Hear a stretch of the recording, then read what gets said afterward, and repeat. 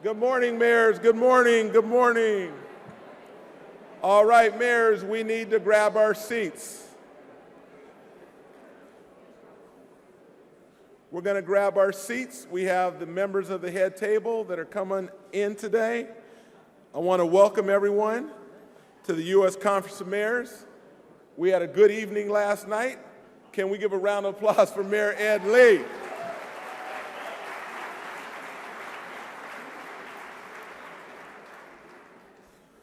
I would like to say that our official opening session will happen a little later this morning. I want to recognize again our first Vice President, Stephanie Rawlings-Blake, for her leadership.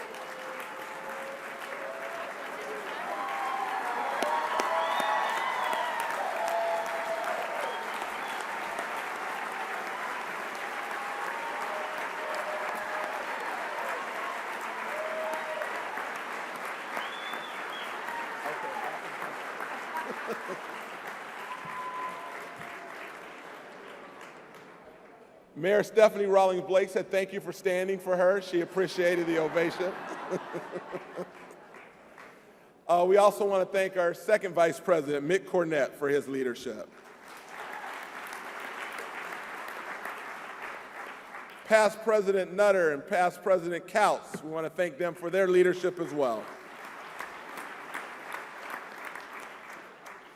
So as we begin our program, I am so pleased that we are joined by a special guest.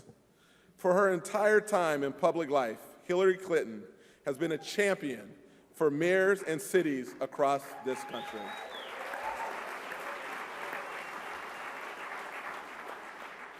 As First Lady, Ms. Clinton worked tirelessly to better the lives of women, children, and families.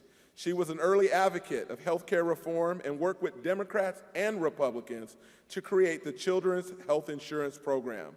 As a senator, she was a friend to this conference. She championed Homeland Security block grant for cities across the country, something that mayors had specifically requested.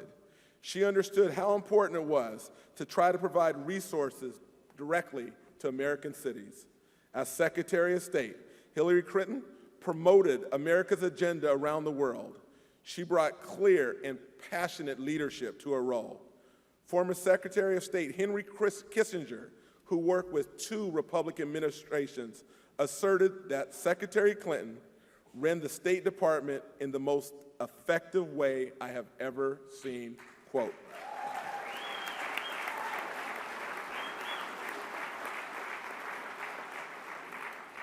Secretary Clinton knows from all of her experiences that our cities are the economic engines of our nation, but also face a number of challenges, including crumbling infrastructure, impacts from climate change, income inequality, and the skills gap. I am so honored that she is with us today to provide some of her thoughts on how cities in our country must move forward. Ladies and gentlemen, a round of applause for Hillary Clinton. Thank you, dear. Love you. Thank you. Nice of you. Thank you. Thank you. Thank you all so much. Thank you. Thank you. It's great to be here with all of you. I'm looking out at the audience and seeing so many familiar faces, as well as those here up on the dais. I want to thank Kevin for his introduction and his leadership of this organization. Mayor Lee, thanks for having us in your beautiful city. It is, for me, a great treat to come back to address a group that, as you just heard, I spent a lot of time as senator working with, in great measure because of the need for buttressing homeland security, as well as other challenges within our cities during the 8 years I served in the Senate. And it was always refreshing to come here because despite whatever was going on in Congress or Washington with respect to partisanship, a conference of mayors was truly like an oasis in the desert. I could come here and be reminded of what Mayor LaGuardia said There's no Republican or Democratic way to pick up the garbage. You pick it up or you don't pick it up. And I loved being with people who understood that. I've learned over the years how important it is to work with City Hall, to try to make sure we are connected up as partners to get whatever the priorities of your people happen to be accomplished. So it pays. It pays to work with you, and I am grateful to have this opportunity to come back and see you. When I was senator from New York, I not only worked with the mayor of New York City, of course, I worked with creative and committed mayors from Buffalo to Rochester to Syracuse to Albany and so many other places. And I was particularly happy to do so because they were always full of ideas and eager to work together to attract more high-paying jobs, to revitalize downtowns, to support our first responders, to try to close that skills gap. And I want you to be sure of this, whether you are a Democrat, a Republican, or an independent. If I am president, America's mayors will always have a friend in the White House.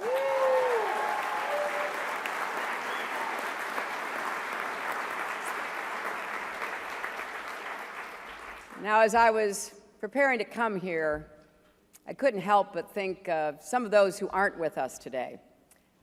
Tom Menino was a dear friend to me and to many in this room, and I certainly feel his loss. Today, our thoughts are also with our friend Joe Riley and the people of Charleston. Joe's a good man and a great mayor, and his leadership has been a bright light during such a dark time.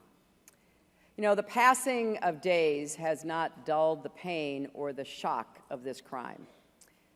Indeed, as we have gotten to know the faces and names and stories of the victims, the pain has only deepened. 9 faithful women and men with families and passions and so much left to do. As a mother, a grandmother, just as a fellow human being, my heart is bursting for them, for these victims and their families, for a wounded community and a wounded church, for our country struggling once again to make sense of violence that is fundamentally senseless, and history we desperately want to leave behind. Yesterday was Juneteenth, a day of liberation and deliverance. 150 years ago, as news of President Lincoln's Emancipation Proclamation spread from town to town across the South, free men and women lifted their voices in song and prayer. Congregations long forced to worship underground like the first Christians joyfully resurrected their churches. In Charleston, the African Methodist Episcopal Church took a new name, Emmanuel. God is with us. Faith has always seen this community through, and I know it will again.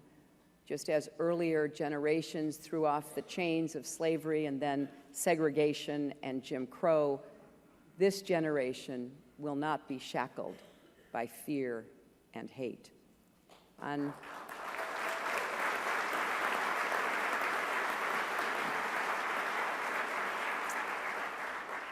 On Friday, one by one, grieving parents and siblings stood up in court and looked at that young man who had taken so much from them and said, "I forgive you."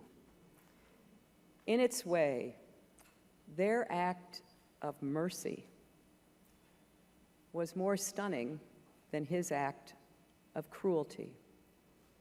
It reminded me of watching Nelson Mandela embrace his former jailers because he said he didn't want to be imprisoned twice, once by steel and concrete, once by anger and bitterness. In these moments of tragedy, many of us struggle with how to process the rush of emotions. I'd been in Charleston that day. I'd gone to a technical school, Trident Tech. I had seen the joy, the confidence, and optimism of young people who were now serving apprenticeships with local businesses, Black, white, Hispanic, Asian, every background. I listened to their stories. I shook their hands. I saw the hope and the pride. And then by the time I got to Las Vegas, I read the news. Like many of you, I was so overcome. How to turn grief, confusion into purpose and action. But that's what we have to do. For me and many others, one immediate response was to ask how it could be possible that we as a nation still allow guns to fall into the hands of people whose hearts are filled with hate. You can't watch massacre after massacre and not come to the conclusion that, as President Obama said, we must tackle this challenge with urgency and conviction. Now,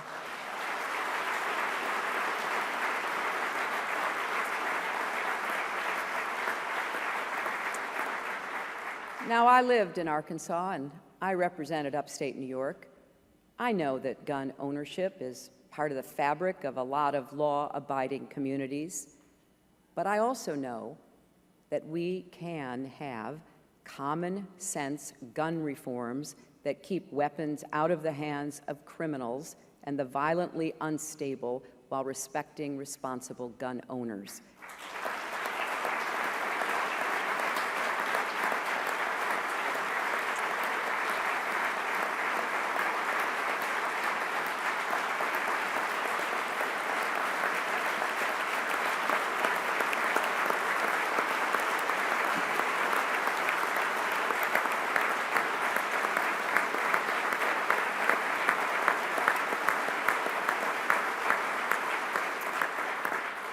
What I hope with all of my heart is that we work together to make this debate less polarized, less inflamed by ideology, more informed by evidence.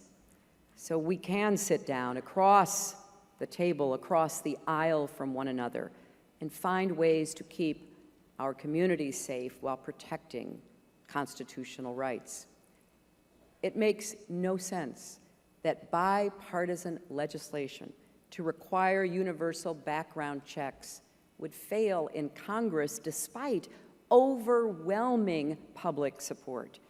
It makes no sense that we couldn't come together to keep guns out of the hands of domestic abusers or people suffering from mental illnesses, even people on the terrorist watch list.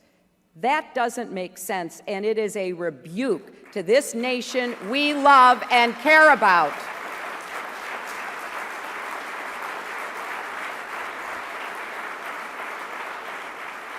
The president is right. The politics on this issue have been poisoned. But we can't give up. The stakes are too high. The costs are too dear. And I am not and will not be afraid to keep fighting for common sense reforms and, along with you, achieve those on behalf of all who have been lost because of this senseless gun violence in our country.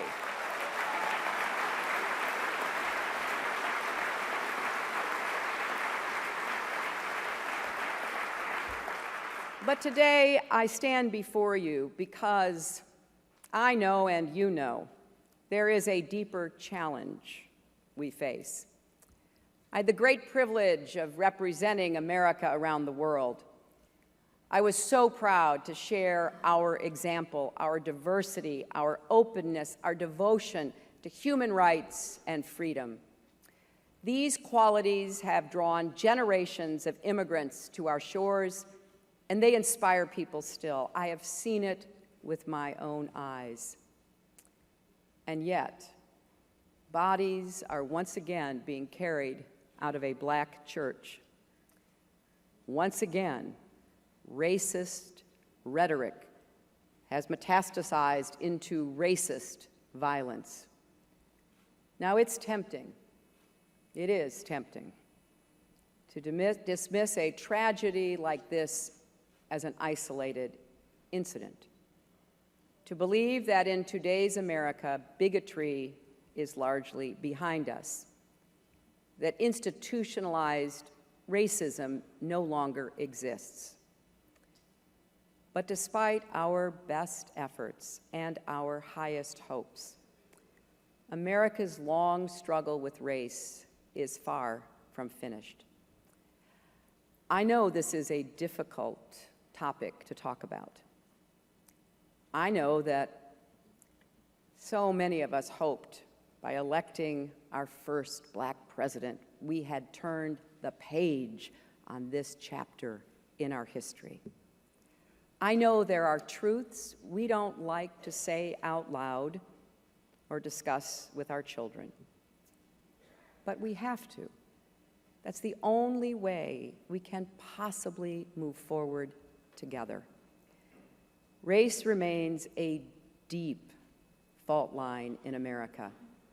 Millions of people of color still experience racism in their everyday lives. Here are some facts.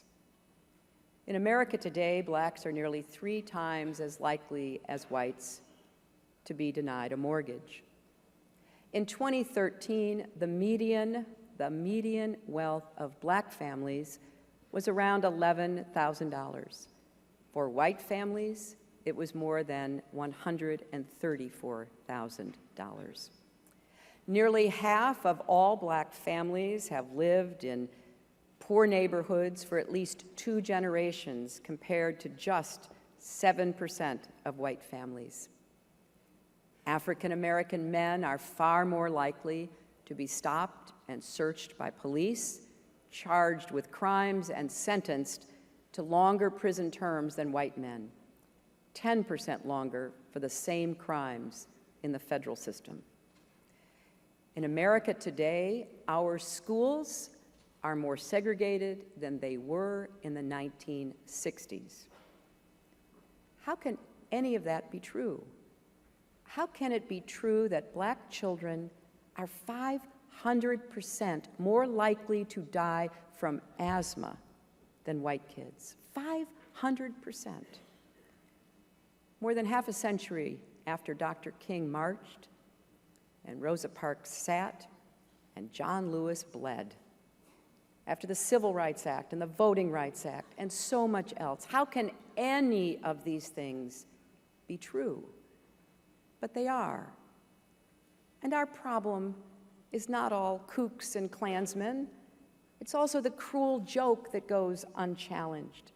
It's the offhand comment about not wanting those people in the neighborhood. Let's be honest.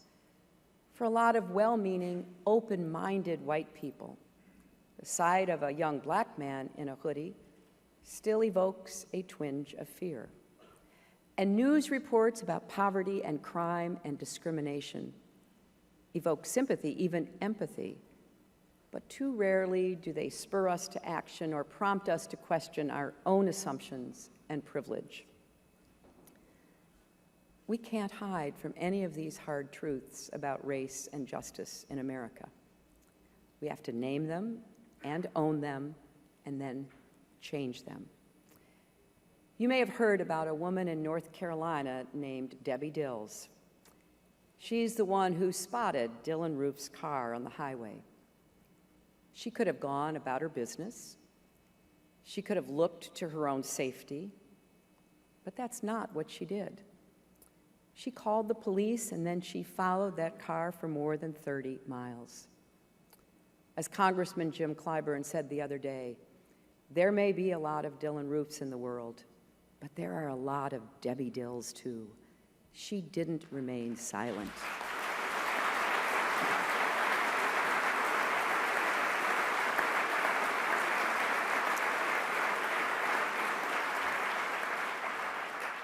Well, neither can we. We all have a role to play in building a more tolerant, inclusive society, what I once called a village, where there is a place for everyone. You know, we Americans may differ and bicker and stumble and fall, but we are at our best when we pick each other up, when we have each other's back.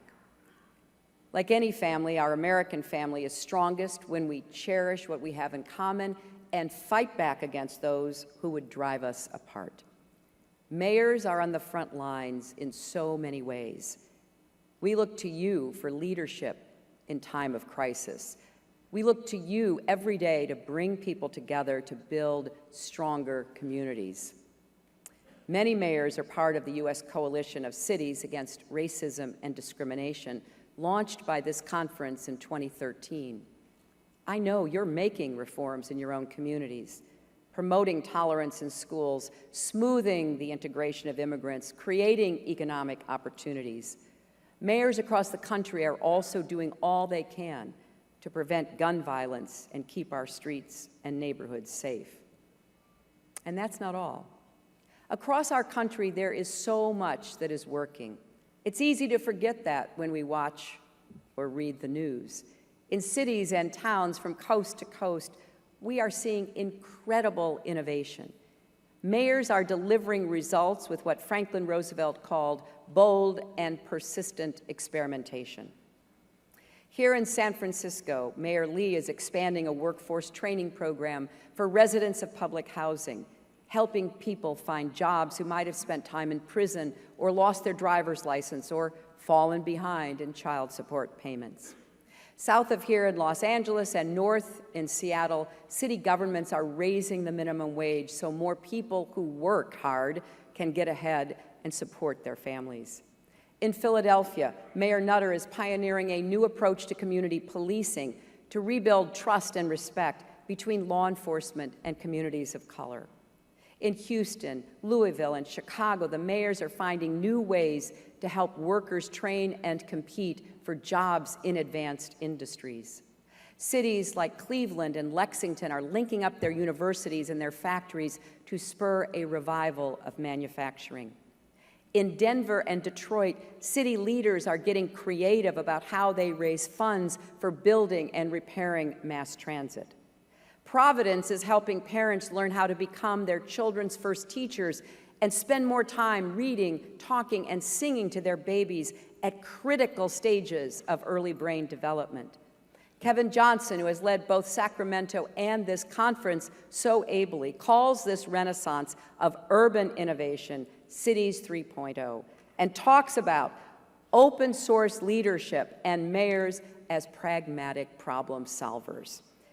That's what we need more of in America. And Kevin is right. We need to reimagine the relationship between the federal government and our metropolitan areas.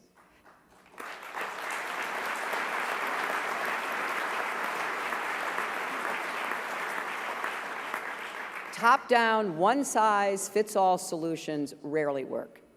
We need what I call a new flexible federalism that empowers and connects communities, leverages their unique advantages, adapts to changing circumstances. And I look forward to working with all of you to turn this vision into a reality. I've put 4 fights at the center of my campaign. First, to build an economy for tomorrow, not yesterday. Second, to strengthen America's families, the foundation of everything we are. Third, to harness all of our power, our smarts, and our values to continue to lead the world. And fourth, to revitalize our democracy back here at home. Mayors are vital for all 4 of these efforts. You know what it takes to make government actually work, and you know it can make a real difference in people's lives. But you also know that government alone does not have the answers we seek. If we're going to restitch the fraying fabric of our communities, all Americans are going to have to step up. There are laws we should pass, and programs we should fund, and fights we should wage and win. But so much of the real work is going to come around kitchen tables and over bedtime stories, around office water coolers and in factory break rooms, at quiet moments in school and at work, in honest conversation between parents and children, between friends and neighbors. Because fundamentally, this is about the habits of our hearts, how we treat each other, how we learn to see the humanity in those around us, no matter what they look like, how they worship, or who they love. Most of all, it's about how we teach our children to see that humanity too. Andy Young is here, and I want to tell a story about him because I think it's as timely today as it was all those years ago. You know, at the end of the 1950s, the South was beginning to find its way into the modern economy. It wasn't easy. There were determined leaders in both government and business that wanted to raise the standard of living and recruit businesses, make life better. When the closing of Central High School in Little Rock happened, and President Eisenhower had to send in federal troops to keep peace, that sent a message of urgency, but also opportunity. I remember Andy coming to Little Rock some years later and saying that in Atlanta, when folks saw what was going on in Little Rock and saw some of the continuing resistance to enforcing civil rights laws, opening up closed doors, creating the chance for blacks and whites to study together, to work together, to live together, Atlanta made a different decision. The leadership of Atlanta came together, looked out across the South and said, someplace in the South is really going to make it big. We need to be that place. And they adopted a slogan, the city too busy to hate. Well, we need to be cities, states, and a country too busy to hate. We need to get about the work of tearing down the barriers and the obstacles.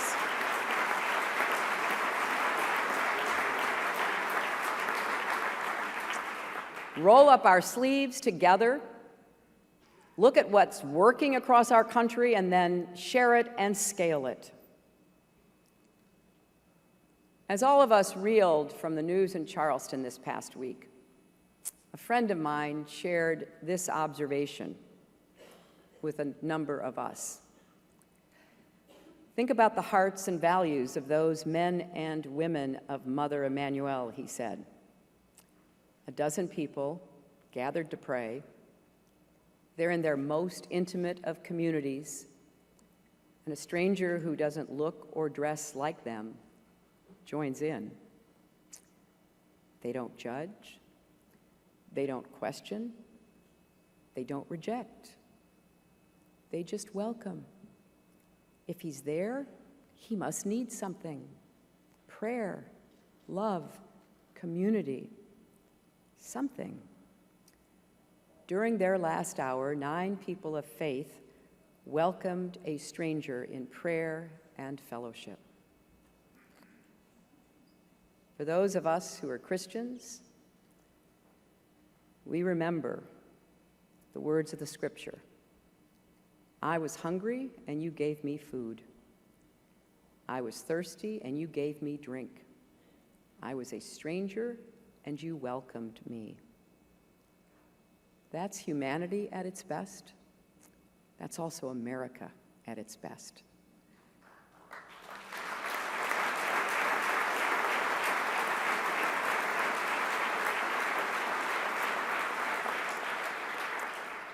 And that's the spirit we need to nurture our lives and our families and our communities. I know it's not usual for somebody running for president to say what we need more of in this country is love and kindness. But that's exactly what we need more of. We need to be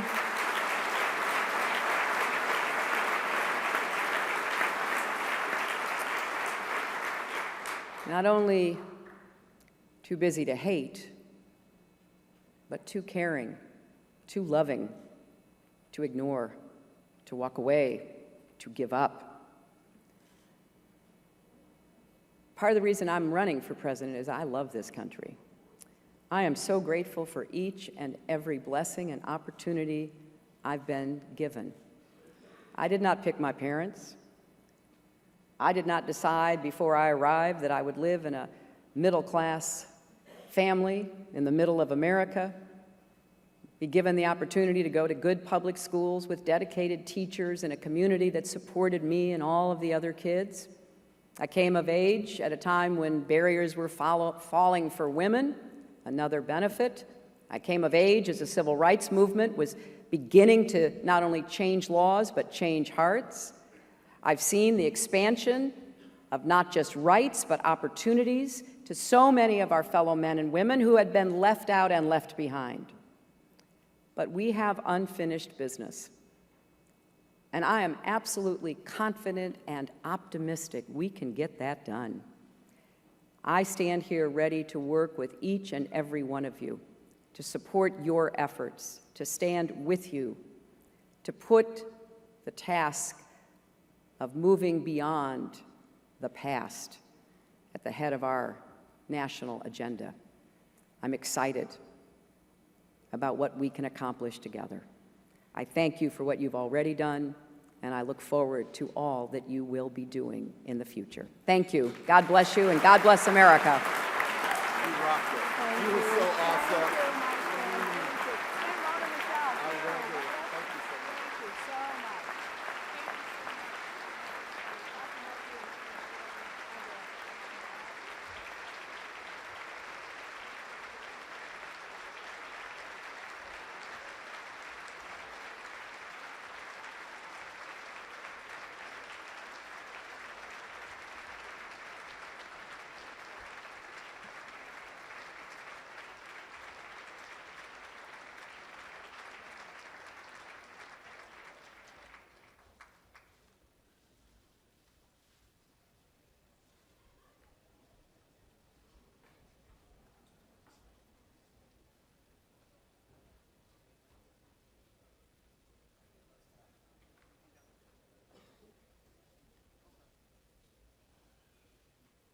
Let's give one more round of applause for Secretary Hillary Clinton.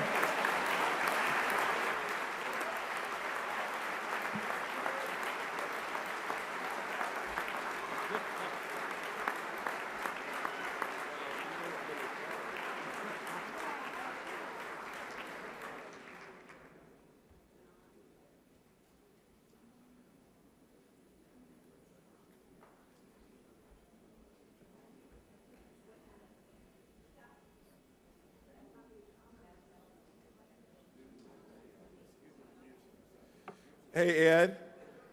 Ed and the people in the back, can we get a little smooth, a little Carlos Santana? I'd like to hear a little Carlos Santana right now, a little smooth if we can. They had it queued up yesterday. 2.0 conference. Ed, I hope they're listening to me in the back.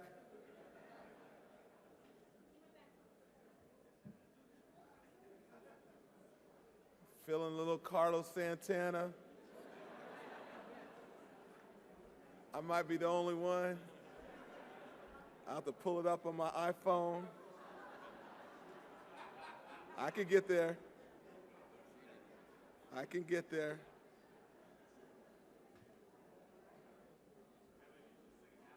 Yeah, I wish I could.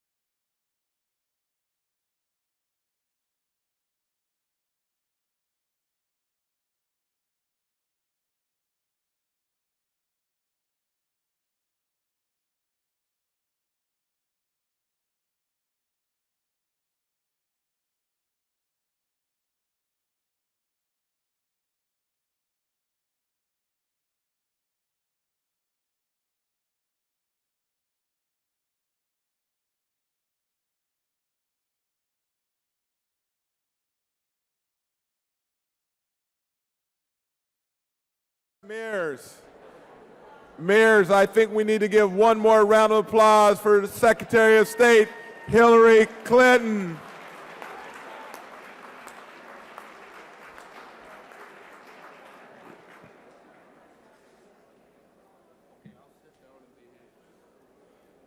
As we're working our way back to our seats,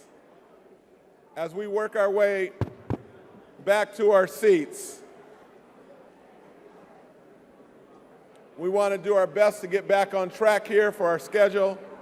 Cassandra Jennings, can you make sure people get back to their seats? Thank you. We're going to pass by me, that's fine. Mayor Buell, make sure people are getting back to their seats for me.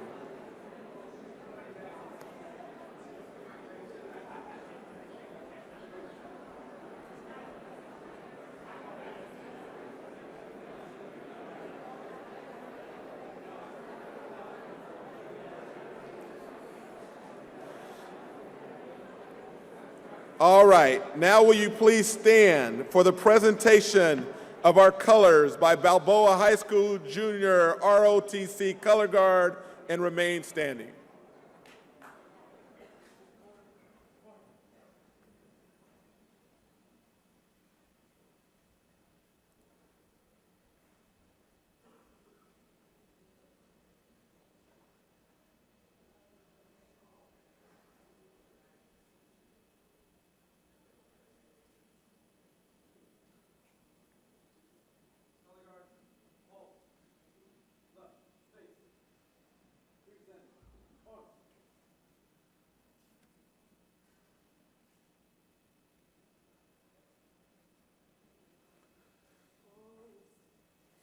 Wait, hold on. I want the honor of introducing you. This is a big deal, I'm excited. Ladies and gentlemen, our national anthem will be brought to us by Miss Chanel Silas.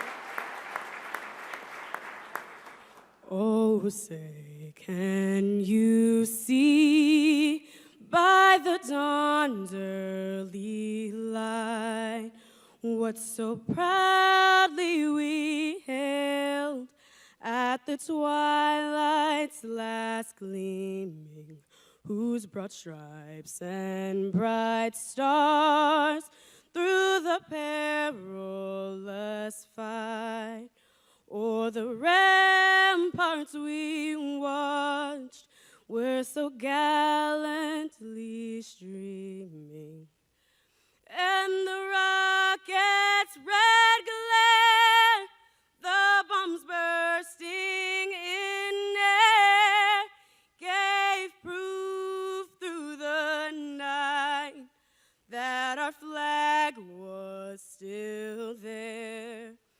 Oh, say does that star-spangled banner yet wave o'er the land of the free and the home of the brave? Round of applause for Chanel. Wait, Chanel.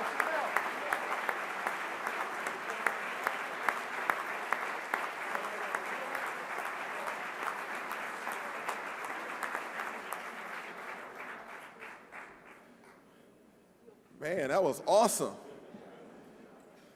I might have to connect her and Carlos Santana. So thank you, and everyone please be seated. Now the invocation will be given by the Reverend Gene Lowe of the Goodwill Baptist Church in Washington, D.C., our very own Gene Lowe.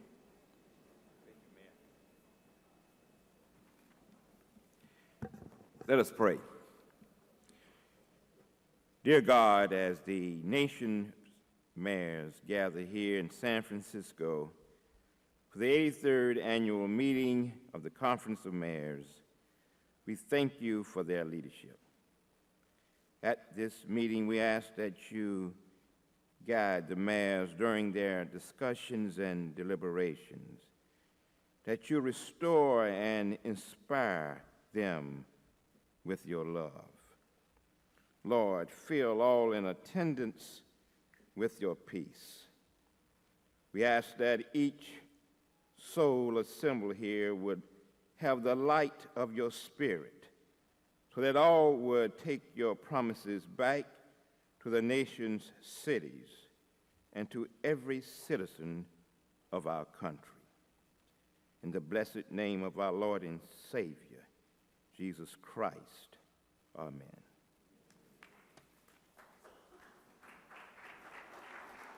Thank you, Reverend Lowe. At this point, I want to thank our sponsors as we kick off our official opening. Please hold your applause to the end.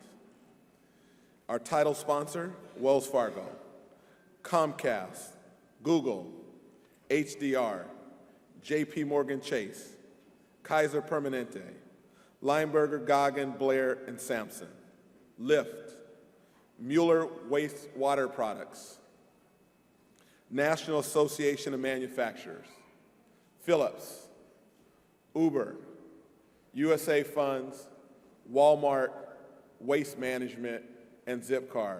Let's give our sponsors a hearty round of applause.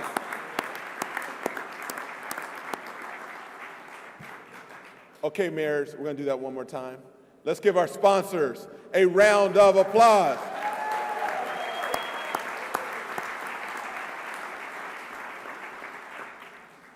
I'm now pleased to introduce our hosts for this meeting. Ed Lee, a fantastic leader within our organization, established our Technology and Innovation Task Force that has done great work, so integral in the future of cities 3.0. His campaign to host as an annual conference promised to show us the very best of this beautiful and interject city, and he over-delivered.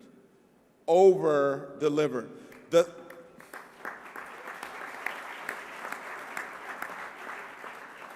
An incredible centennial celebration at City Hall last night.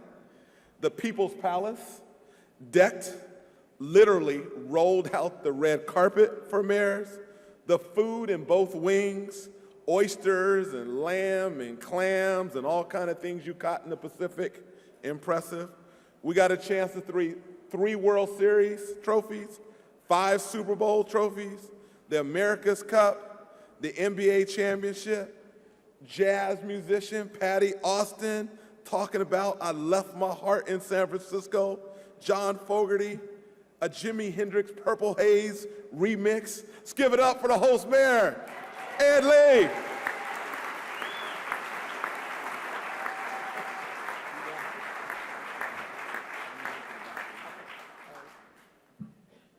Well, thank you, President Johnson, for your kind remarks. And welcome, my fellow mayors of cities too busy to hate. Thank you very much. Welcome to San Francisco.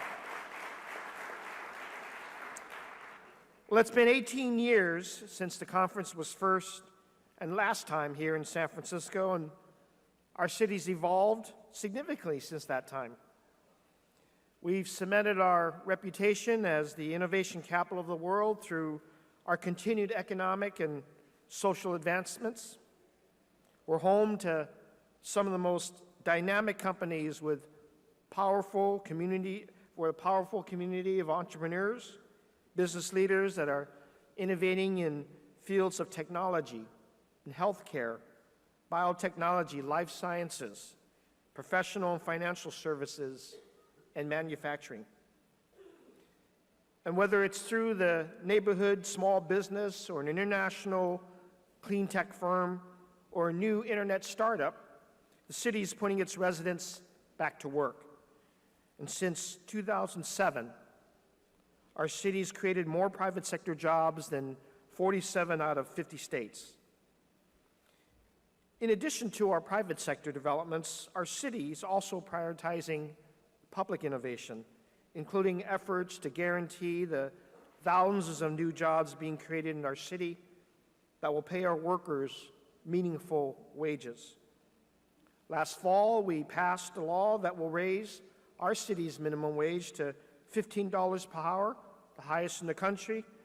And this measure represents an investment in our growing workforce and will help us ensure that all of our citizens can benefit from the economic growth and success of our city. We've made forward-looking public investments in many other areas as well, including innovative social services to care for our city's most vulnerable residents, body cameras for every police officer on our city's streets, free Wi-Fi in our public spaces to help address the digital divide, and increased services to support our city's vibrant immigrant communities, which make up a third of our city's population. And I'm thrilled to have the opportunity to share some of these initiatives with all of you during the course of this weekend. However, the U.S. Conference of Mayors is not just about sharing our successes, it's also about discussing our challenges. And from pressing concerns surrounding affordability and housing scarcity and the dramatic implications of our state's historic drought, San Francisco has its share of challenges, which my administration has been working diligently to address. Well, this weekend represents an opportunity for all of us to learn, and I'm honored to be joined in this room by hundreds of the most creative and thoughtful civic minds in our country. I look forward to learning about the innovative practices that you are implementing in your own communities to make real and lasting changes for your residents. You know, while the primary goal of the U.S. Conference of Mayors is to share our ideas, we have more fun as well. In case you didn't notice last night, I thought that was pretty fun. All right. Well, we have more. We have more collections of events, tours, experiences, and celebrations of our natural and cultural beauty and diversity that makes our city truly a world-class city. So please be sure to have you, your family, and your friends and your staff enjoy the next few days here in our city. Thank you for joining us at this U.S. Conference of Mayors. And with that, it's my pleasure to introduce a representative from our title sponsor for our 83rd annual meeting, John R. Campbell, who is the Executive Vice President and Director of Government and Community Relations for Wells Fargo and Company. His leadership role has been well-based in our bank, our own city-centered bank of Wells Fargo, and he's focused on strengthening customer relations, improving economic prosperity, not only for our city, but for the whole country, and certainly improving quality of life for everyone that they serve. Please help me welcome John Campbell.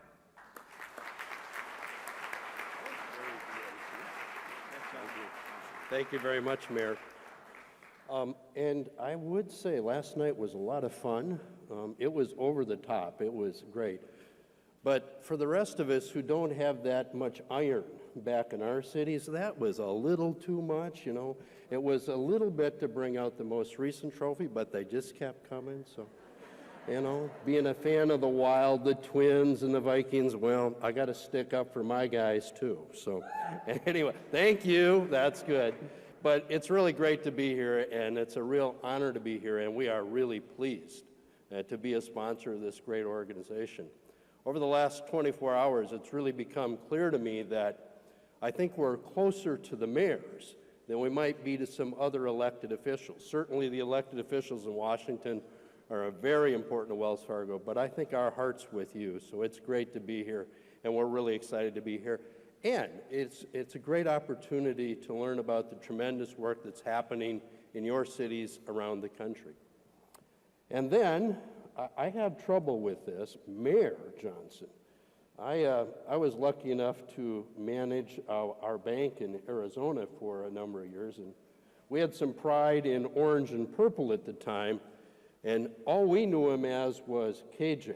And so, you know what? It's great to see you succeed in your new role. We're very proud of you, and we liked you a lot back in the days with Charles and some of the other guys, but San Antonio was definitely a challenge for us. But in any case, it's great to be here, and I see lots of familiar faces, and I promise I'll stop there, because if I started, I don't know where I'd stop, because so many of you are so important to Wells Fargo. But I do have to call out the mayors from the great state of Minnesota. So for all of everybody from Minnesota, let's hear it for the Minnesotans. All right, that's pretty good. We like that. All right, okay, enough of all of that. On behalf of Wells Fargo, we too want to welcome you here to San Francisco. We first opened our doors here over 160 years ago, so this is a very important place for us. So we have this aspiration at Wells Fargo. We want to become America's community bank. And to be a community bank like you, we're all very concerned about the economic challenges facing our cities, especially the increasing gap between the wealthy and the under-resourced. Income inequality and the lack of income mobility is growing in cities across the country. And so unemployment, home ownership, access to safe and sustainable housing continue to be critical needs that we know and you know. And certainly the recent frustration and unrest that we've seen expressed in cities like Ferguson and Baltimore could happen to any of us. And as a result, we have the same goals at Wells Fargo that you have in leading great cities across this country. We really want the same things. We want strong, sustainable neighborhoods, robust housing markets, and opportunities for entrepreneurs to help create jobs for all of our residents. Now, it's clear that none of us can solve these issues alone, but we can and do make a difference when private and public sector comes together. And that's where Wells Fargo and USCM come together. Over the past 4 years, we've been thrilled to be able to work with you and many other nonprofit partners to help keep people in their homes and to stabilize communities.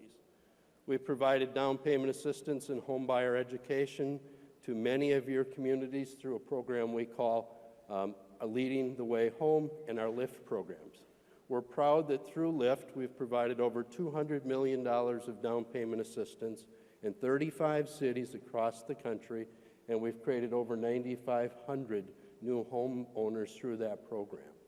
We're also working with nonprofits and government agencies to provide under-resourced communities with financial education and access to affordable banking products. Earlier this year, again back at USCM, we launched the Community Wins grant program, and we're investing over $3 million over 3 years to support nonprofit initiatives or programs that address neighborhood stabilization, economic development, or job creation. So tomorrow, Martin Sundquist, the Executive Director of the Wells Fargo Housing Foundation, will actually announce the first 6 cities to receive those grants, and I know we're all looking forward to hear about those programs. I'm close to wrapping up, but I want to talk about one other thing quickly. One of the other things that we believe is important to cities is really helping to increase loans to diverse small business owners. And it's a real priority for us because we know that the entrepreneurial spirit makes a big difference in the cities we live in. So we recently conducted a study to help our company and industry better understand the experiences of diverse small business owners. And what we found out was that diverse small business owners actually need more support to become credit ready and have access to credit. So we've recently announced a 4-point plan that includes an expanded credit coaching program, $75 million in investments for grants to small and micro business lenders in diverse communities. We're also working with the Chamber Training Institute and Chambers of Commerce in many of your cities to expand leadership capabilities for diverse business owners. So we're also concerned about changes in population and the climate and the supply of natural resources. We continue to support your efforts to respond and make cities healthy and more sustainable. We're also taking significant steps to reduce our own environmental footprint, invest in renewable sources of energy, and work with many nonprofits to bring clean, affordable energy to underserved communities. So with that, I'd just like to say thank you for being here. Thank you for this wonderful partnership. We continue to look forward to work with you and as your friend in the community. So again, welcome to San Francisco.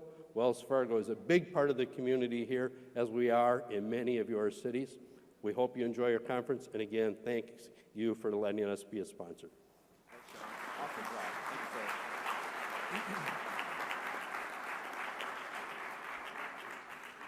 Thanks, Mayor Lee, and thanks, John. At this time, I get a chance to honor, and we collectively do, a mayor who I consider a role model and a mentor. After 8 years in office, term limits are requiring Michael Nutter to step down as mayor of the great city of Philadelphia. Mayor Nutter is a man who knows how to fix things, in dropping the homicide rate by 35% and the high school dropout rate by 20%, closing a $2.4 million budget gap, and turning around a half-century-long population decline. He has brought great prosperity and quality of life to the city of Philadelphia. Every major issue touching our cities, Mayor Nutter has been recognized for his leadership and innovation.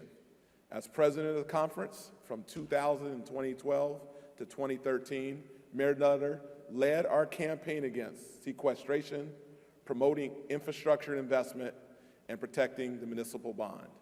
We will never forget the courage and depth of belief and leading in our efforts for common sense gun safety legislation following the tragedy of Sandy Hook and the loss of 20 children and 6 adults. As past president, he continued to commit his time and energy to key priorities, such as My Brother's Keepers, leading that task force, which is doing great work. Please, U.S. Conference of Mayors, welcome the one and only Michael Nutter.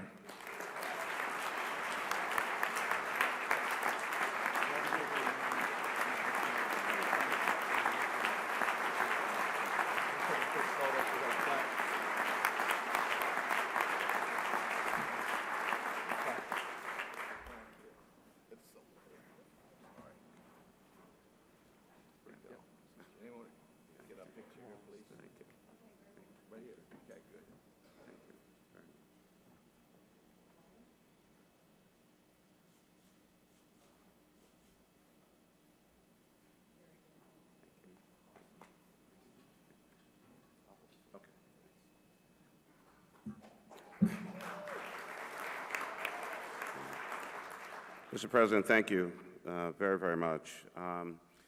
First and foremost, there's been no greater honor during my time than to be a part of this great conference. And a couple people I need to thank. Doug Palmer was probably one of the first folks to strongly encourage me to get actively engaged with the U.S. Conference of Mayors. And Manny Diaz supported my early on efforts to get that much more involved with this organization. Tom Cochran and his team welcomed me in. I'm not sure that they exactly knew what they were going to get when I showed up. And I think pretty much from the first press conference, it may have been clear that I had a few things on my mind. To all of you, and certainly to our incoming president, who I'm very, very excited about, and certainly excited about our current president. He's just been strong, always willing to listen, but more importantly, take action. And so, one, please give our current president, Kevin Johnson, a big, big round of applause.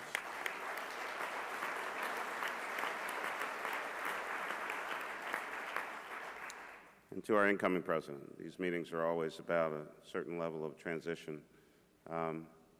Stephanie Rawlings Blake will become the first African-American female president of the U.S. Conference of Mayors in another day or so.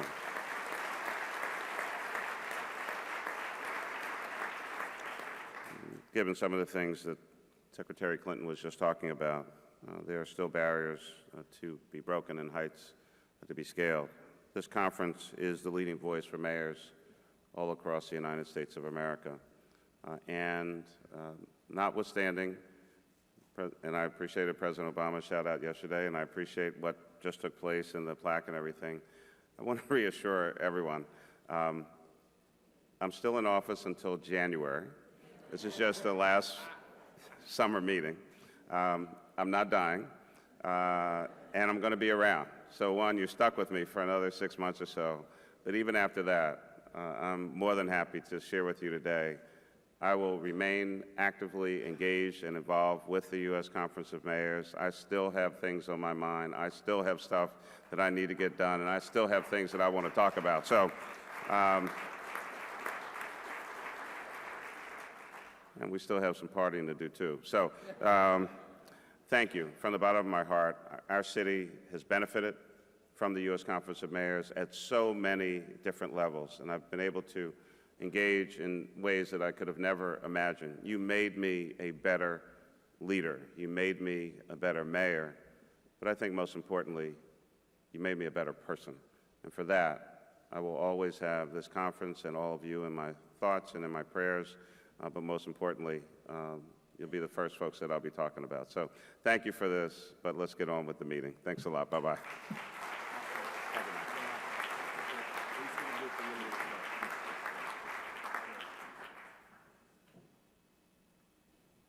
Thank you, Mayor Nutter, and thank you, Tumar, and thank you, Des, for being part of the team. Ladies and gentlemen, when we left Dallas and Mayor Johnson took over, he'd already been president. He was installed, as you know, in April of last year. He had dealt with a big issue with the Clippers, and we had race and sports in the spring. We came to Dallas. And his presidency has been like the tale of two cities. We've had the best of times, and we've had the worst of times. Ferguson hit us, and it's been there ever since. And you heard Mrs. Clinton today, the struggle continues. But through it all, Mayor Johnson has raised the 3.0 cities high. And so we are most appreciative of your leadership, Mr. President. And so with that, I'd like to introduce a film saluting our President, Kevin Johnson. Thank you. Hall, demanding swift action and receiving action from NBA Commissioner Adam Silver in a matter of days. In Dallas, he brought us a dynamic national panel on race and sports. We left Dallas with the city's 3.0 theme, but we were confronted once again with racial issues in August surrounding the Ferguson crisis on police relations.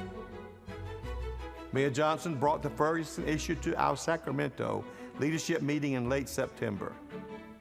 And 2 weeks later, Mayor Johnson summoned mayors and police chiefs to a community policing summit with President Clinton at the Clinton Library.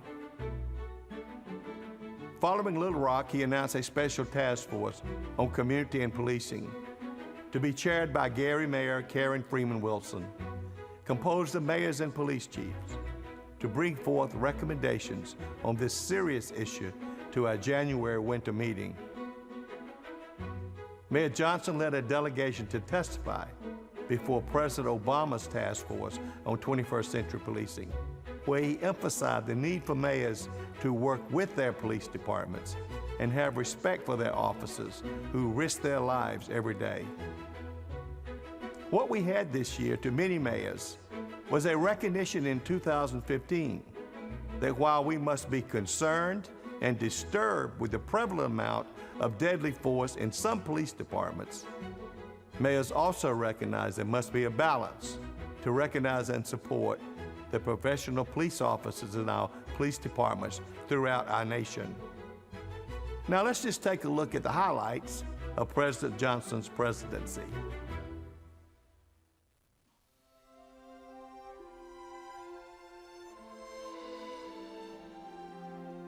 I remember, my grandparents taking me to the voting booth as a kid growing up and wanting a sticker like my grandparents. And it looks like I knew exactly what I was doing. Like I majored in political science to eventually become a mayor.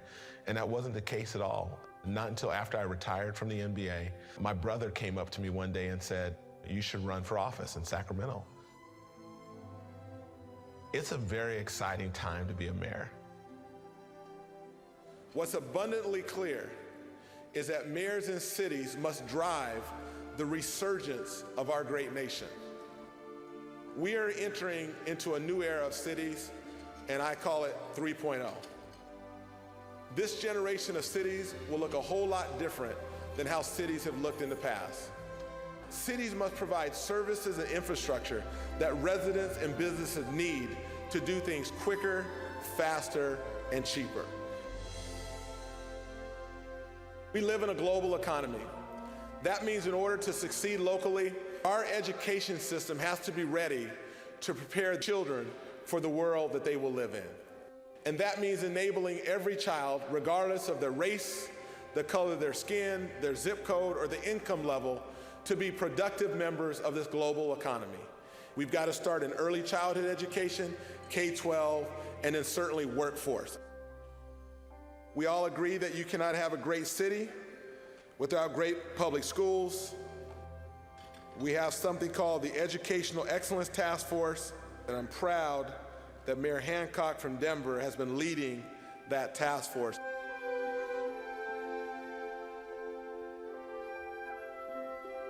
We are truly inspired to be here today on behalf of the U.S. Conference of Mayors. We have a pro-growth agenda. We're talking about infrastructure, sustainability, education, trade, but also this notion of cities of opportunities.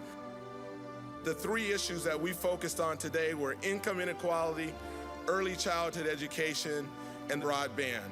And I'm here to say that while there's a wage gap and an achievement gap and a digital divide, we are committed to making sure that everyone participates in the American dream. Cities are more important economically to the future of this country than ever before. We are where the economy is moving and growing. We are the focal point.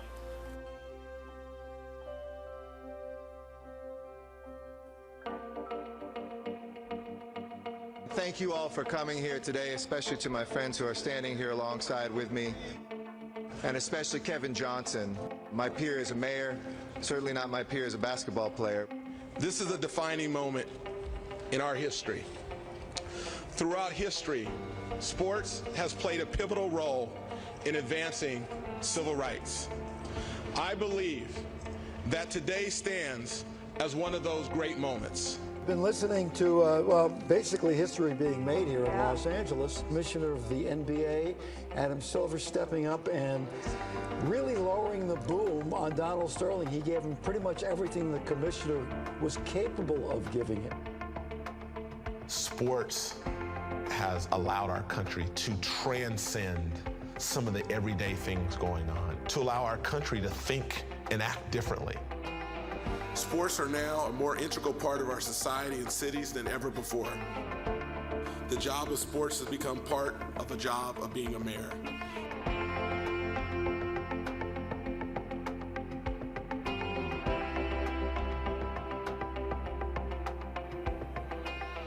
You know we're 3.0 mayors, right?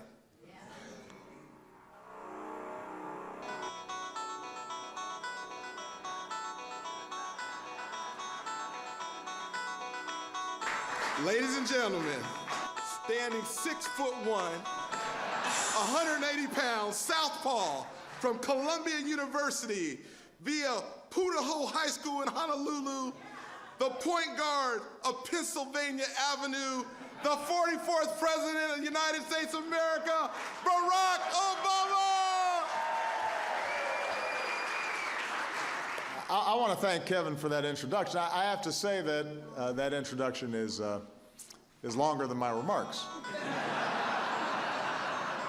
and more exciting.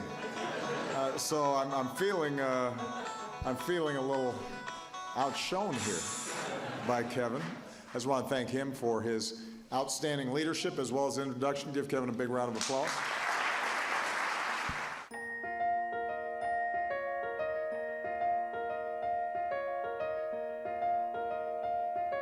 Recent events have shown us that despite our accomplishments, there are instances of mistrust between the police and the communities. When Ferguson took place, it impacted all of us, not just Ferguson and St. Louis, but all of us around the country felt the ripple and the impact and the injustice. typically tensions get high and folks get uncomfortable when we talk about a post-racial society in America. But the reality is this: every time a tragedy like Ferguson occurs, we are jolted back into the realization that we are far away from that reality. The thing that struck me reading all these heartbreaking stories day after day after day after day about Ferguson, everywhere in the world, where people are working together, good things happen. Where people are all divided and fight and blind to the fears and hopes and dreams of their neighbors, good things are not happening. We cannot afford not to know our neighbors. So if you think about how all of the mayors here have tried to govern all these years, that's the America we got to create for the 21st century.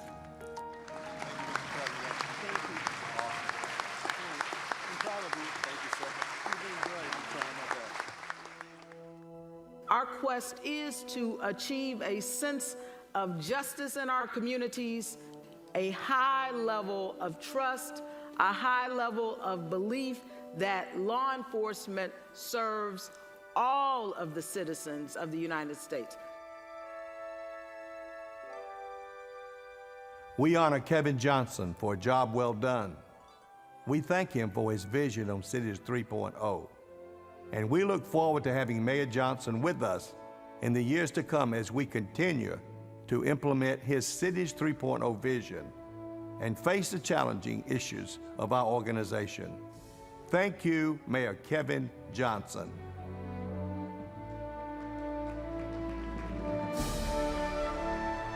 We have to be pragmatic problem solvers who look for common sense solutions regardless of where they come from, so that the promise that we make to our cities becomes the reality of our cities.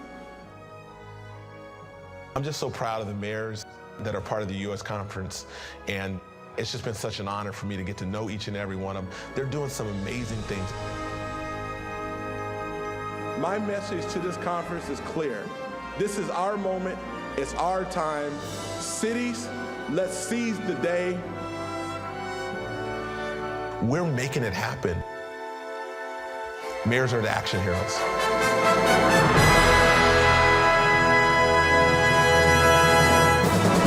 Ladies and gentlemen, the President of the United States Conference of Mayors, Sacramento Mayor Kevin Johnson.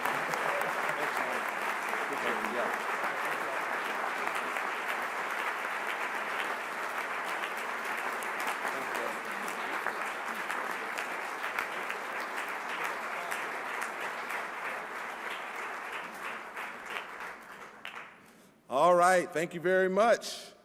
You know I like to be on time. We're a little behind schedule. So I'm gonna get us back on time, Tom, if I can. I just wanna start out by saying just thank you, thank you, thank you. It's been an incredible year for me to be representing mayors around this country, and there's no better job. I want to thank Tom Cochran for his service and leadership to this great organization and the dedicated staff of the U.S. Conference of Mayors.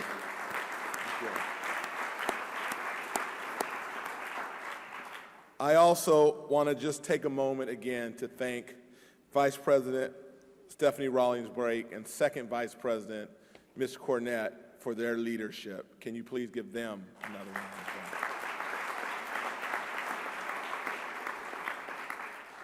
We've acknowledged past President Michael Nutter, but I want to thank past President Elizabeth Kautz for her leadership and her mentorship as well. I want to thank Don Plasquelic and Joe Riley. If you can please give all of them a round of applause. One of the pledges I made upon assuming the presidency of the U.S. Conference of Mayors was to help strengthen and make our organization stronger in both financial and political ways. And we thought we can do that by increasing revenue and membership. And in ways of partnerships and sponsorships with the private sector, since I took office in that 1 year, we have raised over $1.1 million of new dollars. So can you thank everybody who helped make that a reality?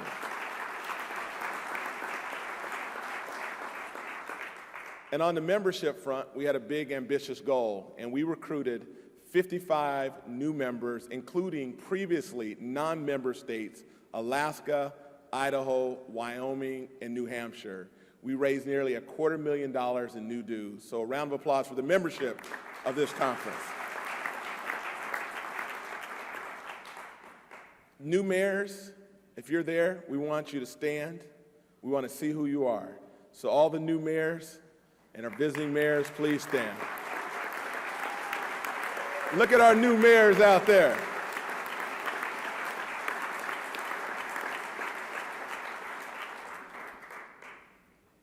Mayor Rawlings Blake, remember, all year they got to be referred to as rookie mayors. Okay. The new membership will certainly help us politically as we push forward our bipartisan policies. I'm very proud of these accomplishments, and I know the momentum will continue under our new incoming officers, Mayor Rawlings Blake and Mayor Cornett. They have been unbelievable supports for me day in and day out. And I think most of you know, when I started the presidency last year in Dallas, I introduced this concept of a new era of American cities called Cities 3.0. Cities 3.0, we have to be a hub of innovation, of entrepreneurship and technology. A 3.0 city, they're paperless, they're wireless, and they're cashless. There are more cell phones than landlines, more tablets than desktops, and more smart devices than toothbrushes. And that's true. And right here in San Francisco, this is ground zero for everything that we talk about when we talk about a 3.0 city. A 3.0 citizens operates in a new paradigm. In this generation, and you've heard me say this before, the world's largest music company has no record stores, Apple. The world's largest bookseller has no bookstores, Amazon. The world's largest taxi company has no cars, Uber. And soon, the world's largest hotel chain will have no hotel rooms, Airbnb. In this era, the world's largest university will have no campus. Policy experts, Bruce Katz and others, have written about the evolution and have noted that all major innovations and advancements in this country are being driven by cities and mayors. In direct contrast to the gridlock in Washington, where finger-pointing, partisan bickering are paralyzing our nation, and that's what sets mayors apart. Why? Because we don't care where the good idea comes from. We don't have time for political grandstanding. We're going to look at pragmatic and innovative solutions. We're going to be the ones doing the implementing in a real-time manner. Tom Friedman, famous columnist, said, "I want to be a mayor." Why? Because mayors are the action heroes, and we're the ones getting things done. So mayors, one more round of applause for all the great work you are doing in your respective cities.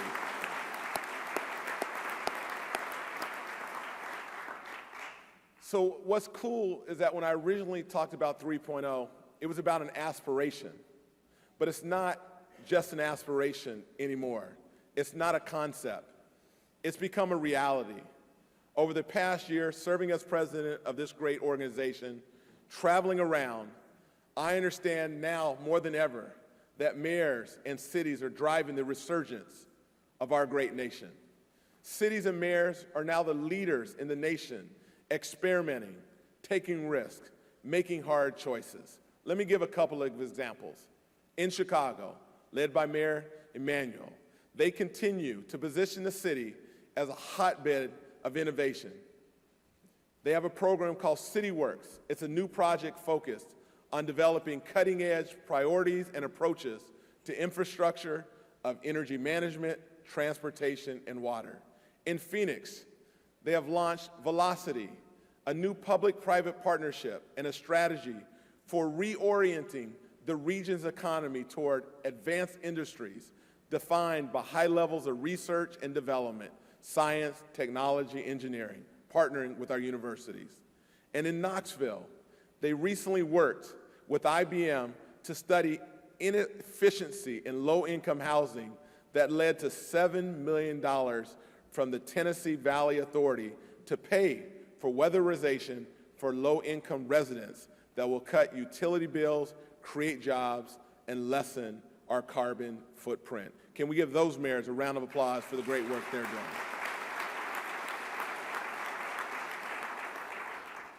While mayors have been making these exciting things happen in their home cities across the country, we've also accomplished a lot collectively as mayors this year. As you know, the U.S. Conference of Mayors, we wanted to look and work through a pro-growth agenda focused on creating jobs and growing our economy. To this end, we started a number of new initiatives. In order to address the growing discontent with the lack of chances for families to move into the middle class, we established the Cities of Opportunities Task Force. We developed a 5-point policy agenda. 1, income inequality. 2, early childhood education. 3, digital divide. 4, affordable housing. And last but not least, transportation. We know that those 5 areas will move families from one tranche to another. May 13th, a bipartisan group of 30 mayors convened in Washington, D.C. during Infrastructure Week to lobby Congress to reauthorize the Surface Transportation Bill. At the same time, the U.S. Conference of Mayors adopted strong policies supporting a high-standard 21st century trade agreements and mobilized over a dozen mayors quickly and effectively to lobby Congress to pass that law. We also announced an innovative public-private partnership between the U.S. Conference of Mayors and Starbucks called Solution Cities. It was an initiative being piloted in Baltimore, Columbus, Orlando, Phoenix, and Sacramento to create jobs for opportunity youth and returning veterans through 3 career on-ramps: summer jobs, apprenticeships, and entry levels. Mayors, we got to do everything that we can for our opportunity youth and our veterans, and I think they deserve a round of applause for our commitment as well.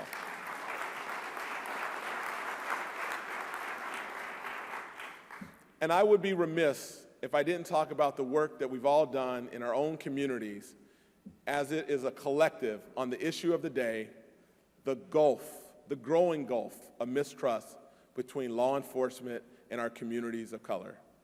Following the tragic shooting of Michael Brown in Ferguson on August 9, 2014, the U.S. Conference of Mayors, we held several important dialogues about the seriousness of the social issues surrounding policing in our communities.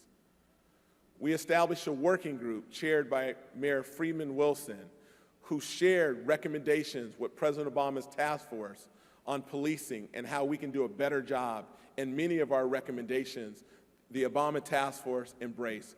Mayor, are you here? Is Mayor Freeman Wilson here? And if so, can we give her a round of applause?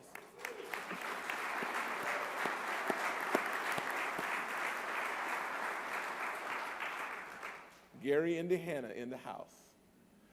In order to close my presidency out in the spirit of 3.0, you're going to be experiencing an unbelievable conference over the next couple days. And what better place to hold the conference than the city that perhaps best reflects the 3.0 spirit than San Francisco. Mayor, we appreciate you. When you think about 3.0 thinking in this conference, we have an exciting day. Roll the teleprompter. Over the next couple days, you'll be hearing about how we can move into a 3.0 era. Have you guys heard of Saul Khan by any chance? This man you have, unbelievable. He's going to be speaking today.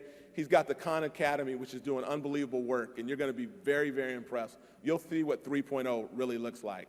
You're going to learn how the whole hospitality and hotel industry have been revolutionized by Airbnb. We have the CEO, Brian Chesky, with us today.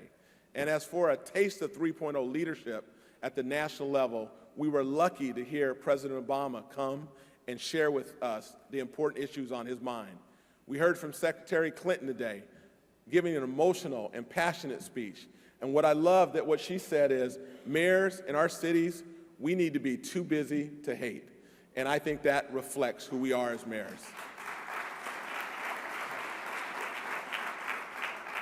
Tomorrow, former mayor and governor Martin O'Malley will be with us, who's also running for president. For you new mayors, you're getting your money's worth for your memberships, because every major candidate running for office is here at this conference, and unfortunately, We did invite the Republican candidates, but they couldn't make it for scheduling reasons.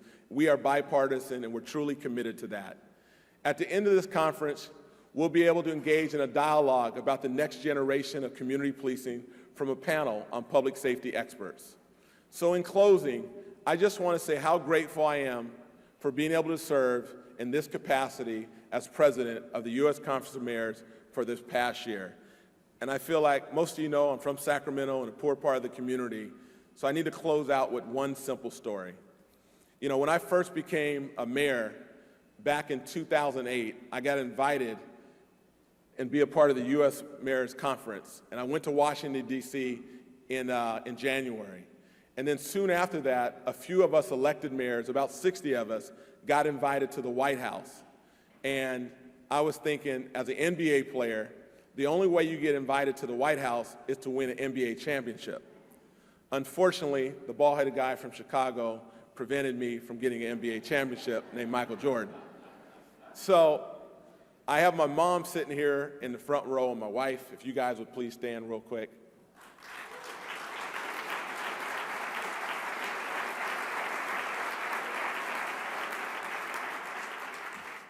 My wife's a teacher and keeps me on track. And my mom, I grew up again in a poor part of Sacramento. And I would be one of those kids that I would come home and I would tell my mom, I got an A or a B. And she would say, let me see. It was because I didn't have a history of coming home with a lot of A's or B's. So she wanted proof, which was understandable. So now I'm elected mayor, I'm in Washington, D.C., I'm at the White House about to visit the President of the United States with 60 other mayors. So I buy a new suit, not this one, I buy a brand new suit. The 60 mayors, the bus is taken off at 9 o'clock in the morning to go to the White House. There's 2 shuttles, 30 mayors on one bus and 30 mayors on the other shuttle. I get on the second shuttle. Bus taking off at 9, I'm down there at 8 o'clock. I'm not missing my chance to go to the White House. Again, if I'd have won a championship, I'd have been invited. The Golden State Warriors are going to get invited. I didn't quite pull that off. So the buses take off to the White House, and we pull up. And when you get to the White House, you have to go through security. So the first bus pulls up, the bus driver and security guard have a conversation. They go back and forth. The gate goes up, bus 1 goes in. I'm on the second bus. We pull up. Bus driver, security guard have a conversation, gate goes up, we go in. Now I'm in the inner sanctum of the White House. And I'm just a kid from the poor part of Sacramento thinking, life cannot get any better than this. We get off the bus, 60 of us, I line up at number 55. I want to just take it all in. I'm taking pictures of the grass, of the fence. I'm just happy.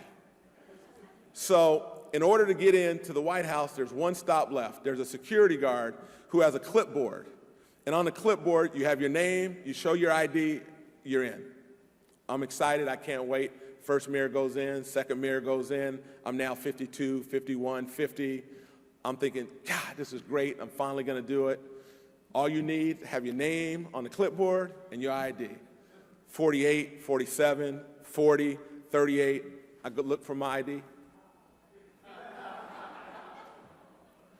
I don't have my ID. So what happens is you get really religious in a hurry at this point.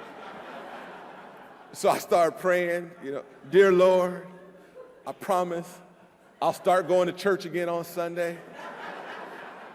By this time, there's 30 mayors and 28 and 29. Then I have a flashback, and I'm like, do I think I can run to the hotel and get there and back in time? Then I remembered all the security guards, and I'm thinking that's probably not such a good idea. 18, 17, I'm sweating now. Because now I have this image of 59 other mayors being in the White House and the mayor of Sacramento in timeout on the bus by himself.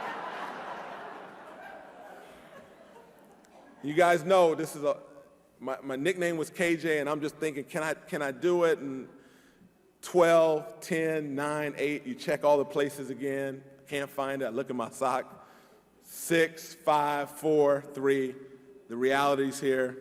2, I'm looking at the guard with the clipboard. 1, I'm up. He goes, KJ, come on in.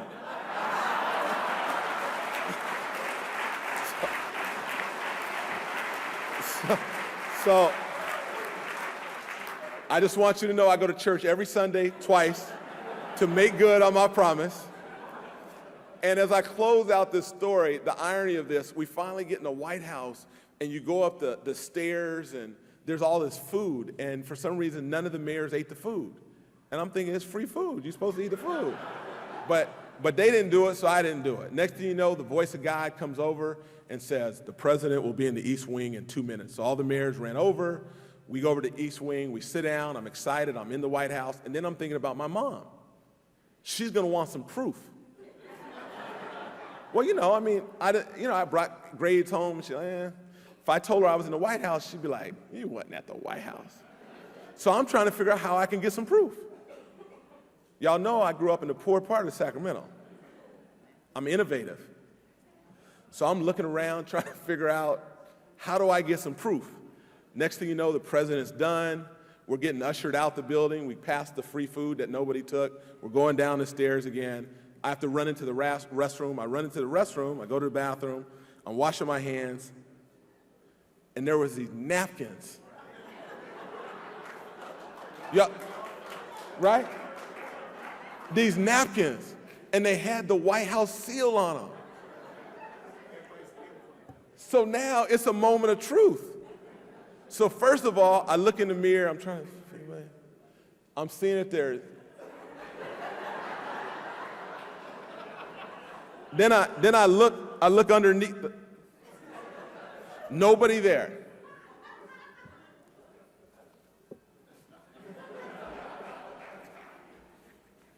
I walk out. As soon as I walk out, security goes, hey. It's like, I was just a big basketball fan. I love the way you. I get on the bus. I go back home. I fly back to Sacramento. I tell my mom I went to the White House. She said, you didn't go to the White House. I said, yes, I did. She said, prove it. And I pulled out my napkin. Mom, we did it.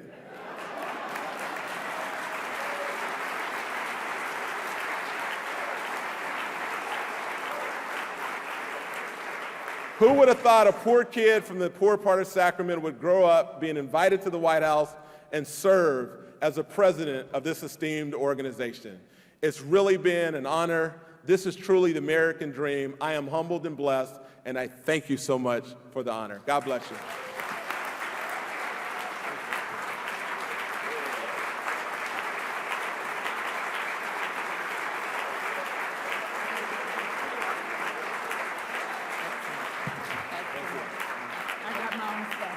Thank you.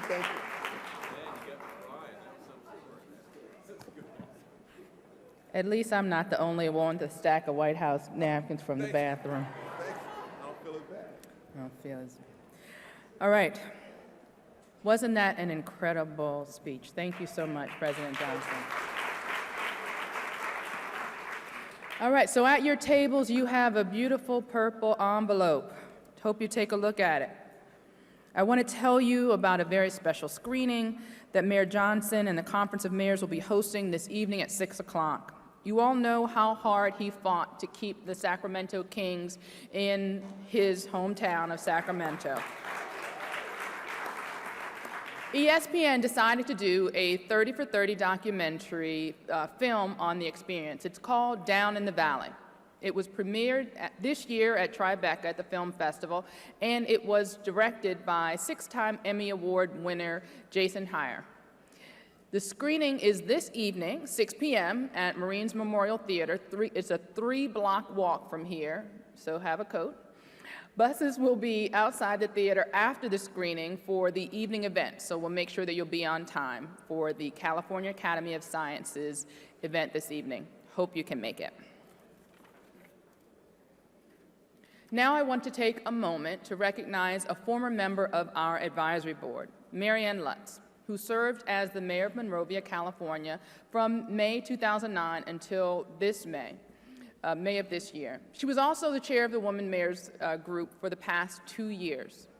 Mary Ann was an exciting member of the membership committee, especially dedicated to membership recruitment. She was also a very strong mentor to new members, sharing her veteran experience with them. She shared them with me as well.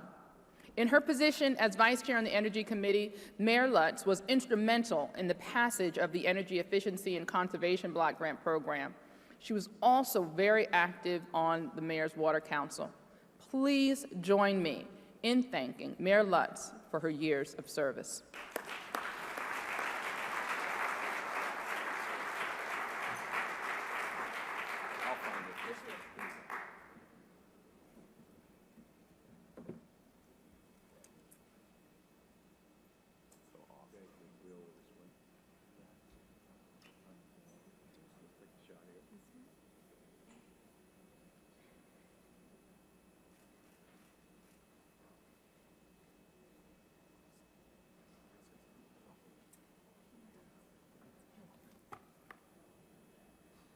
Thank you so much, Mayor Rollins-Blake and Mayor Johnson, and to all my mayors, all my colleagues here.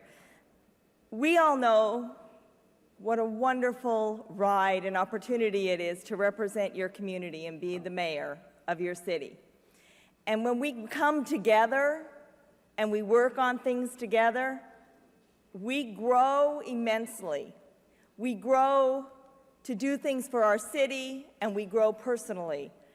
And I'm so grateful to have had the opportunity to, first and foremost, represent my community of Monrovia, but second, to be a part of this great organization, to work with mayors like all of you to do things that will further not only our communities, but our regions, our states, and this nation. Foremost, I'd like to thank each and every single member of the staff of the Conference of Mayors. They are, without a doubt, the A-team. They keep this place running, and we are so appreciative. Thank you, Tom, and the entire staff. And then to all of you mayors who welcomed me into your fold, I am so grateful to work with you. I learn so much from you every day, and I know and I have such great faith in what you will continue to do in your cities and for our regions, our states, and our nation. Together, the mayors of this country can move this country, and you're doing it now and you will continue. Thank you so much for allowing me to be a part of this ride, and I hope to be here in the future in some capacity or another. Thank you again. Thank you. Thank you, dear. Great job.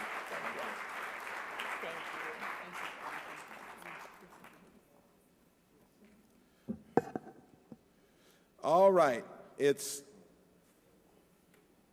thank you again. Let's give Mayor Lutz another round of applause for her leadership. It's almost time to announce the U.S. Conference of Mayors President Award winner. This award is something that the president of this organization has the power to bestow on the most deserving individual. But before I do it, I would like to make a special announcement. From this point forward, the U.S. Conference of Mayors President's Award will be renamed in honor of our dean, and it will be known as the Joseph P. Riley Award for Leadership and Courage.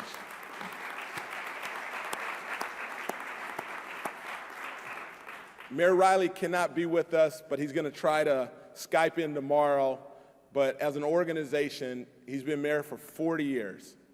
And when you think about the challenges that he's had, not just recent, but over that period of time, there's no better example, and nobody who's made more of a commitment to their city than Joe Riley.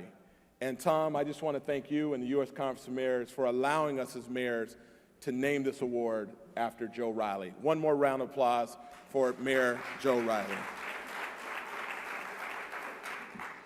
So for today, I just want to say it's my great honor to present the first Joseph P. Riley Award for Leadership and Courage to Ambassador Andrew Young.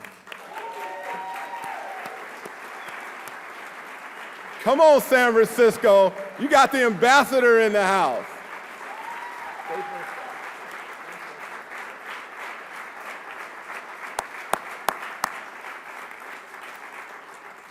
Ambassador Young is an American hero, a public servant who served in a variety of callings in order to make our country a better place. In the 1960s, he was a central figure in the civil rights movement.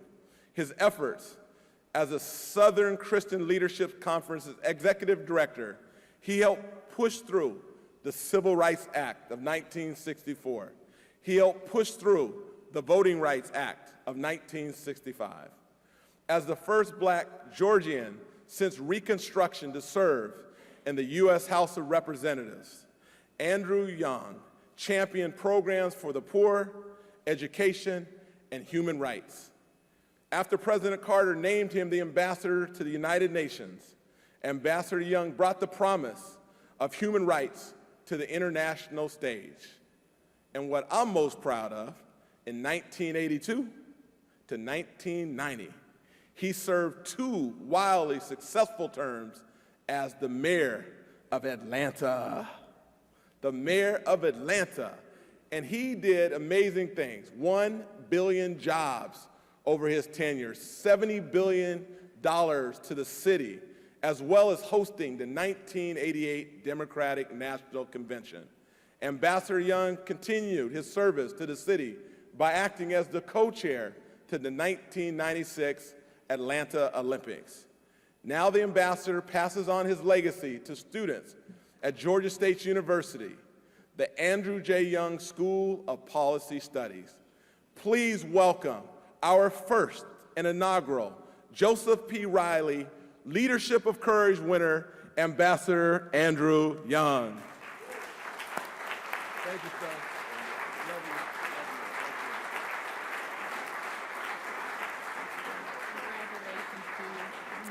Congratulations, Mayor. Okay, let's do it quick. Can we take a quick photo if you will? Everyone, please. Do we need to move down a little bit, I think? Come down the screen. Thank you, sir.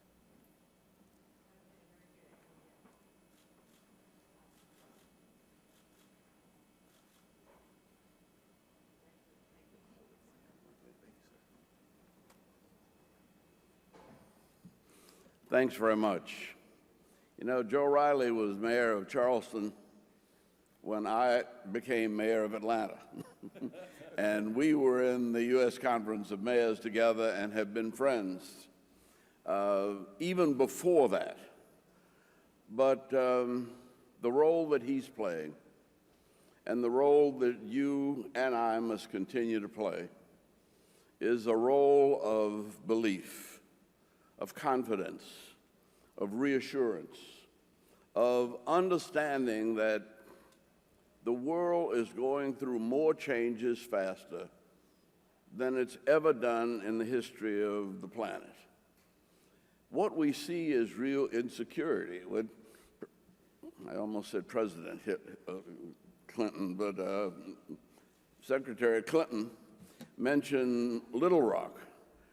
I was sent to Little Rock by the National Council of Churches to counsel the students in the Little Rock crisis when the military came in. But I wasn't sent to the black students. I was sent to meet with the white churches to help them deal with the crisis of change. And what I found was that students were ready, willing, and able, but there was still so much anxiety about what racial changes would bring to the South. People ask me, are things better now, worse? You know, well, kids say they're as bad now as they ever were. I said, no, you just don't know. There were 60 unsolved bombings of homes in Birmingham in 1962. Nobody heard about it.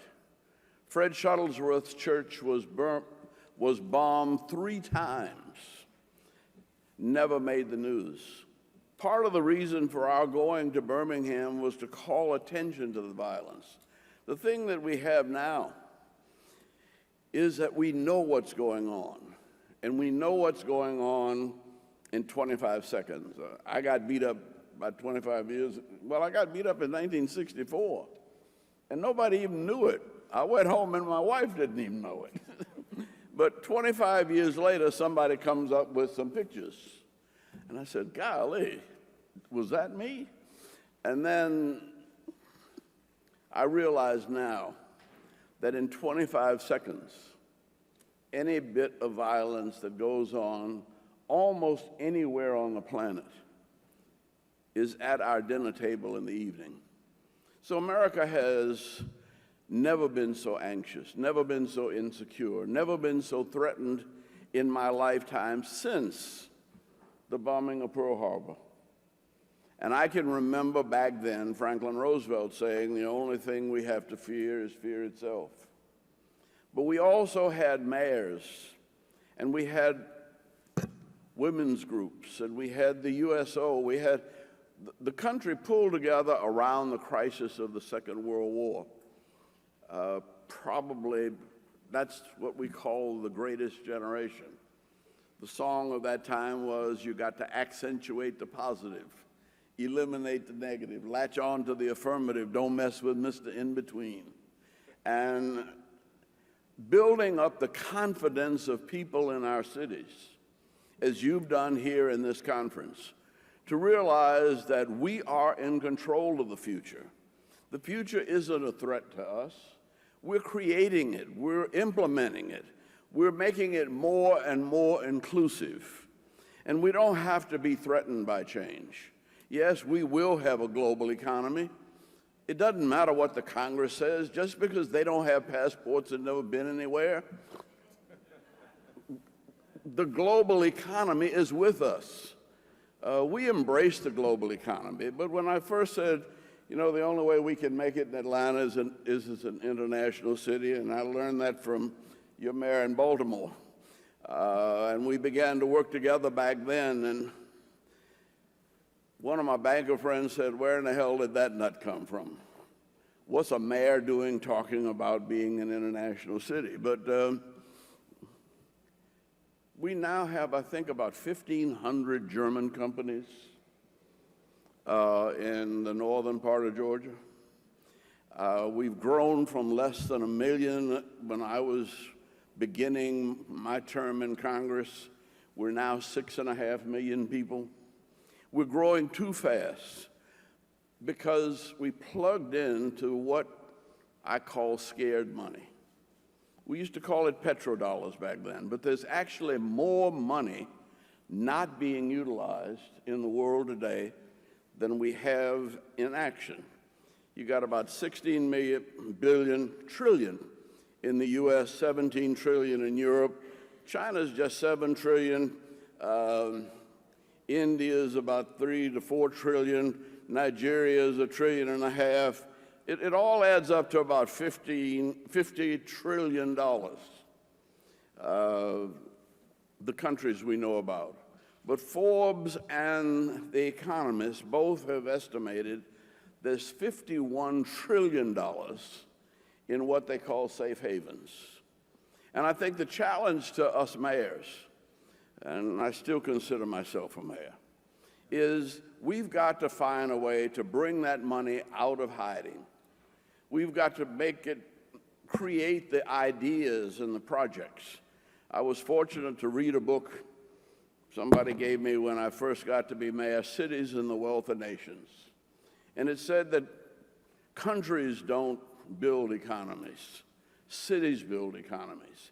Economies grow when people have problems, and they take on those problems, and they find that everybody has those problems, and then they begin to market those problems around the world. There is a global economy, and it can't be retreated, especially since we can send more money on our cell phones now than used to exist in City Hall when I was mayor.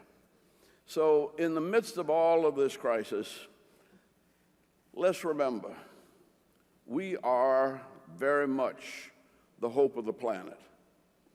And don't ever shirk that duty.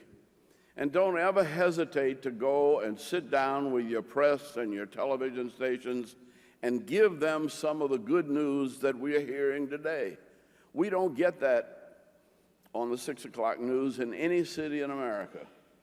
And so one of the challenges is to help people think positively about the future. The Olympics sort of did that for us because nobody believed we could do it. We had 160,000 volunteers. We've gone on now, and we're building our convention and tourist industry, and Mayor Reed and Mayor Shirley Franklin have taken our airport to new levels, and I think last year it earned $32 billion, and created 400,000 jobs. And they're from all over the world, but we had to have 27 different language interpreters in that to make the money work. We're becoming an international, a global economy. Only America can lead that global economy, and only our cities can lead America into that global economy, and that's up to you, the wonderful mayors who every day take it on the chin, get cussed out, never get credit. But let me tell you, when you get through, when you leave, you're the best mayor we ever had. I said, why in the hell you didn't say that when I was mayor?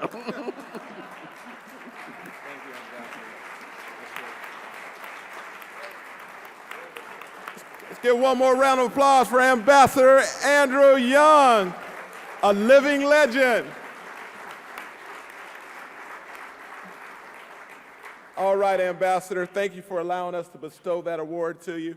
I know you and your family, you have a trip out of here today, but thanks for stopping by. To everyone out there, we are now going to go join your standing committees. They are already in session. Community Development and Housing, Children, Health and Human Services, Environment, and Transportation Communications, and we will meet back here at 12:30. Thank you.